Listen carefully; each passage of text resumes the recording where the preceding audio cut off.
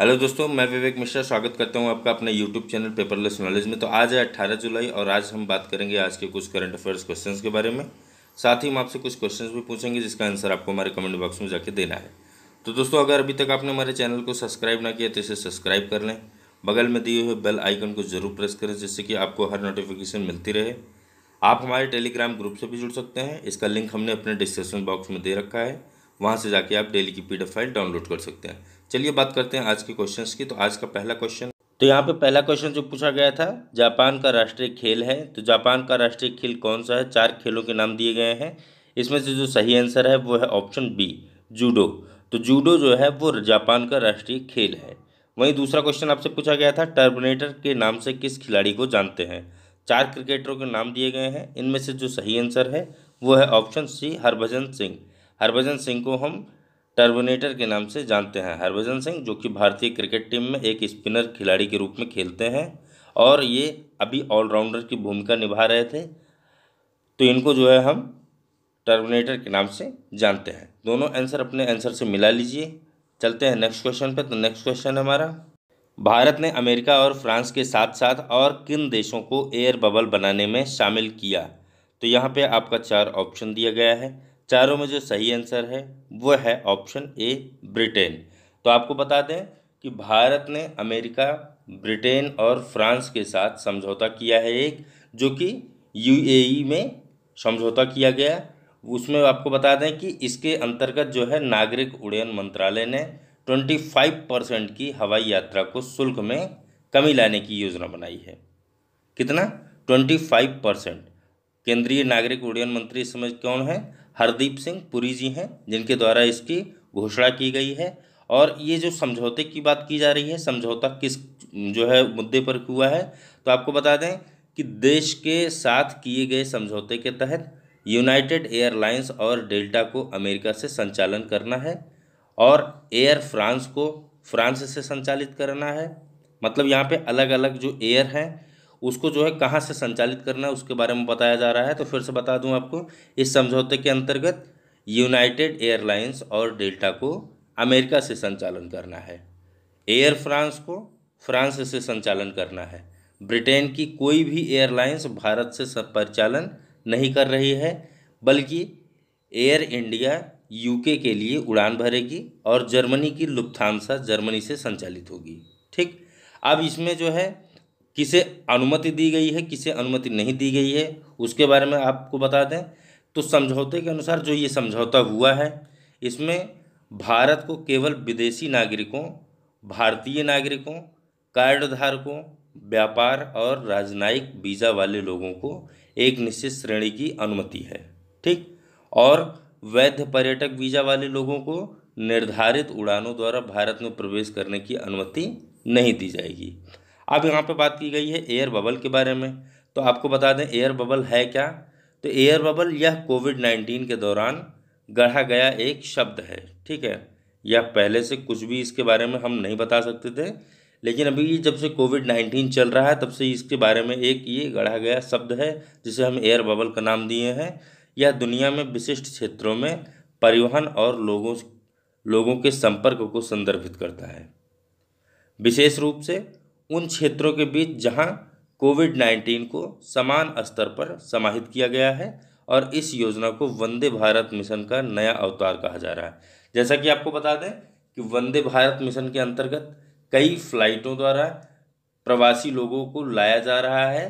तो इस तरीके से एयर बबल को भी इसमें शामिल किया गया है और इसको जो है वंदे भारत मिशन का नया अवतार कहा जा रहा है। ठीक।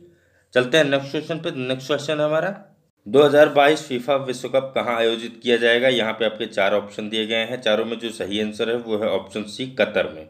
तो कतर में 2022 का फीफा विश्व कप आयोजित किया जाना है, जिसकी घोषणा 15 जुलाई 2020 को फीफा ने कर दी है। ठीक है, आपको बता दें कि विश्व कप कतर में आयोजित किया जाएगा और साथ ही फीफा ने मैच की अनुसूची भी जारी की है।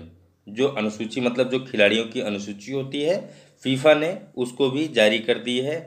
और आपको यहाँ पे एक पॉइंट और नोट कर लीजिए कि यह विश्व कप अरब देश में पहला विश्व कप और मुस्लिम बहुल देश में पहला विश्व कप होगा। ठीक है, मतलब यह जो है जो विश्व कप होने वाला है यह अरब देश में तो पहली बार होगा ही, उसके बावजूद मुस्लिम बाहुल्य देश में भी ये पहला विश्व कप होने वाला है। ठीक, और विश्व कप 32 टीमों को शामिल करने वाला अंतिम टूर्नामेंट होगा। क्यों? क्योंकि 2026 टूर्नामेंट में, जो 2026 में टूर्नामेंट होने वाला है, उसमें टीमों को 48 तक बढ़ाया जाएगा। ठीक, यह टूर्नामेंट नवंबर दिसंबर में होना है और इसका अंतिम मैच 18 दिसंबर 2020 को निर्धारित किया गया है। इस दिन कतर नेशनल डे भी है, मतलब 18 दिसंबर को कतर नेशनल डे भी हम वो मनाते हैं। ठीक, अब आपको बता दें कि भारत ने फीफा विश्व कप में कभी भाग नहीं लिया है और भारत की फीफा में रैंकिंग जो है वो 108 है। कितनी है? 108। और भारतीय फुटबॉल टीम ने एएफसी कप और ओलंपिक में भाग लिया है। ठीक, मतलब कि फीफा विश्व कप में भाग नहीं लिया है, लेकिन भारतीय फुटबॉल टीम ने एएफसी कप और ओलंपिक में भाग लिया है। और इसकी जो रैंकिंग है वो 108 है। नेक्स्ट क्वेश्चन पे चलेंगे। नेक्स्ट क्वेश्चन हमारा, विश्व इमोजी दिवस किस दिन मनाते हैं? तो यहाँ पे आपके 4 ऑप्शन दिए गए हैं, 4 तारीखों के नाम दिए गए हैं। तो इसमें जो सही आंसर है वो है ऑप्शन बी, 17 जुलाई। तो 17 जुलाई को हम विश्व इमोजी दिवस के रूप में मनाते हैं। ठीक, अब इमोजी दिवस, इसकी शुरुआत ऑस्ट्रेलिया के जेरेमी वर्ज ने की थी। किसने की थी? जेरेमी वर्ज ने की थी। ठीक, जेरेमी वर्ज इमोजी एक इतिहासकार हैं जो कि जे जापान भाषा का एक ही शब्द है। ये जो इमोजी का यहाँ पे बात किया गया है, ये जो है जापानी भाषा का एक शब्द है और वेब पेज और मैसेज में उपयोग किए जाने वाले छोटे चित्रों को इमोजी कहा जाता है। ठीक है, यह चित्र आमतौर पर चेहरे के हाव भाव, वस्तुओं, जगह, मौसम व पशु इत्यादि की श्रेणियों के होते हैं। इमोजी की शुरुआत जो हुई थी उसकी आपको बता दें, तो इमोजी की शुरुआत सबसे पहले 1999 में जापानी मोबाइल फ़ोन में हुई थी। किस में हुई थी? जापानी मोबाइल फ़ोन में। और 2010 के बाद इमोजी काफ़ी प्रसिद्ध हुए।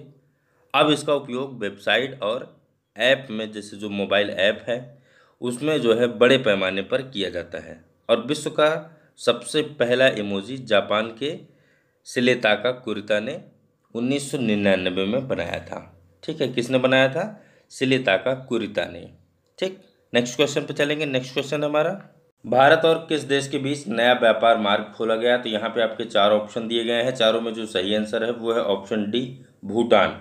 आपको बता दें कि 16 जुलाई को, अभी हाल ही में 16 जुलाई 2020 को भारत और भूटान ने पश्चिम बंगाल के जैगोन और भूटान के पसाखा के बीच एक नया व्यापार मार्ग खोला है। कहाँ पे? जैगोन और भूटान के पसाखा के बीच। ठीक है, आपको एक चीज़ और बता दें, यहाँ पे एक पॉइंट और नोट कर लीजिए कि भूमि मार्ग से औद्योगिक कच्चे माल और पसाख औद्योगिक स्टेट के लिए माल ले जाने में मदद मिलेगी। ठीक, और यह व्यापार मार्ग को बढ़ावा देने में मदद करेगा और वाहनों के आवागमन को कम करेगा। ठीक, क्यों? क्योंकि भूटान भारत का निकटतम साझेदार है और अभी हाल ही में उसने 16 जुलाई को भारत और भूटान पश्चिम बंगाल में जैगोन और भूटान के पसाखा के बीच एक नया व्यापार मार्ग खोला। नेक्स्ट क्वेश्चन पे चलेंगे। नेक्स्ट क्वेश्चन है हमारा, नाबार्ड ने अंडमान और निकोबार द्वीप समूह में कितने धनराशि की परियोजना लॉन्च की? यहाँ पे आपके 4 ऑप्शन दिए गए हैं, चारों में जो सही आंसर है वो है ऑप्शन बी, 44 लाख। तो अभी हाल ही में नाबार्ड ने 44 लाख रुपए की परियोजना लॉन्च की है। कहाँ पे? अंडमान एंड निकोबार द्वीप समूह में। ठीक, आप नाबार्ड का पूरा आप नाम लिख लीजिए। इसका पूरा नाम national bank for agriculture and rural development है। ठीक, आपकी परीक्षाओं में कई जगह ये 1 नंबर के क्वेश्चन में पूछा जाता है।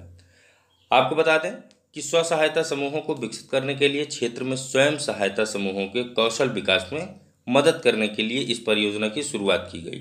ठीक, और लगभग 385 ग्रामों में, कहाँ कितने? 385 ग्राम स्तरीय कार्यक्रम आयोजित किए जाएंगे, जिसमें 10 लाख रुपए की सहायता से नवगठित एसजीएच या एसएचजी के नेताओं को प्रशिक्षण प्रदान किया जाएगा। किसके नेताओं को? एसएचजी नेताओं को। ठीक, एसएचजी नेताओं को जो प्रशिक्षण प्रदान किया जाएगा। और इस परियोजना के अंतर्गत स्वयं सहायता समूहों से जुड़ी जो महिलाएं हैं उनको मशरूम खेती और बांस हस्तशिल्प के लिए जो है प्रशिक्षित किया जाएगा। ठीक। और आत्मनिर्भर भारत के लक्ष्य को प्राप्त करने के लिए नाबार्ड ने अभी हाल ही में ग्राम पंचायतों में ग्रामीण हाट का आयोजन किया है। नेक्स्ट क्वेश्चन पे चलेंगे। नेक्स्ट क्वेश्चन है हमारा, साइबर सुरक्षा और भारत ने किस देश के साथ समझौते पर हस्ताक्षर किया? तो यहाँ पे आपके चार ऑप्शन दिए गए हैं, चारों में जो सही आंसर है वो है ऑप्शन सी, इजराइल। तो आपको बता दें कि अभी हाल ही में 15 जुलाई 2020 को भारत और इजराइल ने साइबर खतरे से निपटने में अपने सहयोग का विस्तार करने के लिए एक समझौते पर हस्ताक्षर किया, जिसमें इजराइल के राष्ट्रीय साइबर निदेशालय के महानिदेशक और इजराइल में भारत के राजदूत संजीव सिंगला के बीच यह हस्ताक्षर किया गया। ठीक। यह हस्ताक्षर क्यों किया गया? तो आपको बता दें कि अभी हाल ही में ये जो कोविड-19 का ये महाचक्र चल रहा है, इसमें पूरे विश्व में कार्य संस्कृति को बदल गई है। मतलब जो लोगों की कार्य शैली है, कार्य करने की जो डेली की दिनचर्या थी, उसमें काफ़ी परिवर्तन आया है। जैसे कि इस समय मोर देन 70% जो लोग हैं वो वर्क फ्रॉम होम कर रहे हैं। ठीक है। तो सबको ऑनलाइन से अपना काम करना होता है। उसके लिए जो है आपको बता दें कि साइबर क्राइम का खतरा काफ़ी बढ़ चुका था, जिसके लिए जो है इस खतरे से निपटने के लिए अभी हाल ही में भारत ने साइबर सुरक्षा पर इजराइल के साथ एक समझौते पर हस्ताक्षर किया। इसके पहले भी भारत 2018 में साइबर सुरक्षा के लिए हस्ताक्षर कर चुका है। ठीक। आपको बता दें कि इस समझौते में कंप्यूटर इमरजेंसी रिस्पांस टीम शामिल है, जो कि इलेक्ट्रॉनिक और सूचना प्रौद्योगिकी और आईएनसीडी मंत्रालय के तहत काम करती है। इस समझौते से साइबर खतरों पर देशों के बीच सूचनाओं के आदान प्रदान के दायरे का विस्तार होगा और यह समझौता क्षमता निर्माण और क्षेत्र में सर्वोत्तम प्रथाओं के आपसी आदान प्रदान में सहायता करेगा। ठीक। तो नेक्स्ट क्वेश्चन पे चलेंगे। नेक्स्ट क्वेश्चन है हमारा, किस शिपयार्ड ने नॉर्वे के लिए ऑटोनॉमस इलेक्ट्रॉनिक फेरी निर्मित की? तो यहाँ पे आपके चार ऑप्शन दिए गए हैं, चारों में जो सही आंसर है वो है ऑप्शन डी, कोचीन शिपयार्ड ने। तो आपको बता दें कि कोचीन शिपयार्ड ने नॉर्वे के लिए ऑटोनॉमस इलेक्ट्रॉनिक फेरी निर्मित की है और इस परियोजना को नॉर्वे सरकार द्वारा आंशिक रूप से वित्त पोषित किया जाएगा। इसका उद्देश्य क्या होगा? तो इसका उद्देश्य माल का परिवहन उत्सर्जन मुक्त करना है और नॉर्वे में आर्सलो फास्ट इनलेट में उत्सर्जन मुक्त परिवहन सुनिश्चित करना है। कोचीन शिपयार्ड के बारे में बात की गई है, तो इसके बारे में थोड़ा सा जान लेते हैं। कोचीन वाहन मेट्रो के लिए कोचीन शिपयार्ड जो है अभी पहले से ही 23 हाइब्रिड इलेक्ट्रॉनिक बोट निर्माण कर रहा है। कितना बोट निर्माण कर रहा है? 23। ठीक है। और यह भारत का सबसे बड़ा जहाज निर्माता है। अब यहाँ पे जो बोट के बारे में बात की जा रही है, तो वेसल्स के बारे में आपको बता दें कि जो ये बोट निर्माण कर रहा है, यह जहाज 67 मीटर लंबे होते हैं और ये पूर्ण विद्युत परिवहन नौका के रूप में डिलीवर किए जाते हैं, जो कि 1846 किलोवाट हर्ट्ज बैटरी द्वारा संचालित किया जाता है और इसे नेवल डायनेमिक नॉर्वे द्वारा डिज़ाइन किया गया है। जहाज़ों को कोक्सबर्ग मैरीटाइम सिस्टम के उपयोग करके इसे डिज़ाइन किया जाता है। मतलब कि सबसे पहले इसमें जो है कोक्सबर्ग मैरीटाइम सिस्टम का उपयोग किया जाता है, उसके बाद इसको डिज़ाइन किया जाता है। चलते हैं नेक्स्ट क्वेश्चन पे। तो नेक्स्ट क्वेश्चन है हमारा, विश्व की सबसे सस्ती कोविड-19 डायग्नोसिस किट कोरोश्योर को किसके द्वारा लॉन्च किया गया? तो यहाँ पे आपके चार ऑप्शन दिए गए हैं, चारों में जो सही आंसर है वो है ऑप्शन सी, आईआईटी दिल्ली। तो आईआईटी दिल्ली के द्वारा इसको लॉन्च किया गया है। सबसे सस्ती किट का नाम क्या है? कोरोश्योर है। तो यहाँ पे आपका एक क्वेश्चन ये भी बन सकता है कि विश्व की सबसे सस्ती डायग्नोसिस किट कौन सी है? तो उसका नाम है कोरोश्योर। ठीक। तो इसकी जो उद्घाटन किया गया वो आईआईटी दिल्ली के द्वारा किया गया है। किसके द्वारा किया गया? तो एचआरडी मंत्री रमेश पोखरियाल निशंक द्वारा किया गया है। ठीक। और इंस्टीट्यूट का यह दावा है कि दुनिया की सबसे सस्ती यह किट है और आईआईटी अधिकारियों ने इसका जो बेस प्राइस निर्धारित किया है, जो इसके टेस्ट का बेस प्राइस निर्धारित किया है, वो 399 रुपये किया है। अगर इसमें आइसोलेशन चार्ज और लेबोरेटरी चार्ज को जोड़ दिया जाए तो इसमें इसका जो कॉस्टिंग आएगी वो 650 रुपये हो जाएगी। ठीक। आपको बता दें कि यह टेस्ट 3 घंटे के अंदर रिजल्ट देने की क्षमता रखता है और इसकी जो है पूरी तरीके से जो इसको निर्माण किया गया है वो भारत में किया गया है। इस किट को उच्चतम स्कोर के साथ ICMR और हाई सेंसिटिविटी व स्पेसिफिटी के साथ DCGI की मंजूरी भी मिल चुकी है। चलते हैं नेक्स्ट क्वेश्चन पर। नेक्स्ट क्वेश्चन है हमारा, कायर बोर्ड भारत के किस केंद्रीय मंत्रालय के तहत एक संवैधानिक निकाय है? तो यहाँ पे आपके चार ऑप्शन दिए गए हैं, चारों में जो सही आंसर है वो है ऑप्शन सी, MSME मंत्रालय। तो MSME मंत्रालय के तहत यह एक संवैधानिक निकाय है जो कि भारत सरकार द्वारा कायर उद्योग अधिनियम 1953 के तहत स्थापित किया गया था। किसके तहत? 1953 के अधिनियम के तहत जो है इसकी स्थापना हुई थी। यह जो है MSME मंत्रालय के अधीन कार्य करता है और वर्तमान में जो इस वर्ष 2020 में इसका निर्यात किया गया वह जो है 9 लाख मीट्रिक टन था। कितना? 9 lakh metric ton. Next question पे चलेंगे। नेक्स्ट क्वेश्चन है, भारत ने 2020 के किस महीने में 18 वर्षों बाद 790 मिलियन अमेरिकी डॉलर का व्यापार अधिशेष प्राप्त किया है? तो यहाँ पे आपके चार ऑप्शन दिए गए हैं, चारों में जो सही आंसर है वो है ऑप्शन सी, जून महीने में। ठीक, तो जून महीने में भारत ने 18 वर्ष बाद 790 मिलियन अमेरिकी डॉलर का व्यापार अधिशेष प्राप्त किया है। यह जो है 18 वर्ष बाद पहली बार इसको दर्ज किया गया है, जिसमें कच्चे तेल, सोना और अन्य औद्योगिक उत्पाद की घरेलू मांग में कोविड-19 प्रेरित कमी के कारण देश का आयात काफ़ी कम हो गया था। इससे 21.11 बिलियन डॉलर के आयात और 21.91 बिलियन अमेरिकी डॉलर के निर्यात के साथ एक व्यापार अधिशेष प्राप्त हुआ है। मतलब निर्यात कितना हुआ है?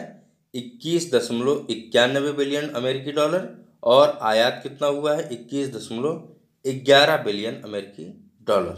ठीक, नेक्स्ट क्वेश्चन पर चलेंगे। नेक्स्ट क्वेश्चन है हमारा, तो नेक्स्ट क्वेश्चन में हम बात करने वाले हैं आज 2 क्वेश्चंस के बारे में। तो चलते हैं 2 क्वेश्चंस पर, जिसमें आपका पहला क्वेश्चन ये है कि कांग्रेस के संस्थापक थे। इसमें 4 नाम दिए गए हैं, चारों में से एक का नाम सही होगा। वहीं दूसरा क्वेश्चन है, पहले वित्त आयोग के अध्यक्ष थे। पहले वित्त आयोग की बात की जा रही है, तो यहाँ भी आपके 4 ऑप्शन दिए गए हैं, चारों में से आपका एक आंसर सही है। तो दोनों का आंसर आप हमारे कमेंट बॉक्स में जाके कमेंट करिए। अगर वीडियो पसंद आई हो तो इसे लाइक व शेयर करना ना भूलिए। तो दोस्तों आज की वीडियो में इतना ही, फिर मिलेंगे किसी अन्य वीडियो के साथ। तब तक के लिए धन्यवाद।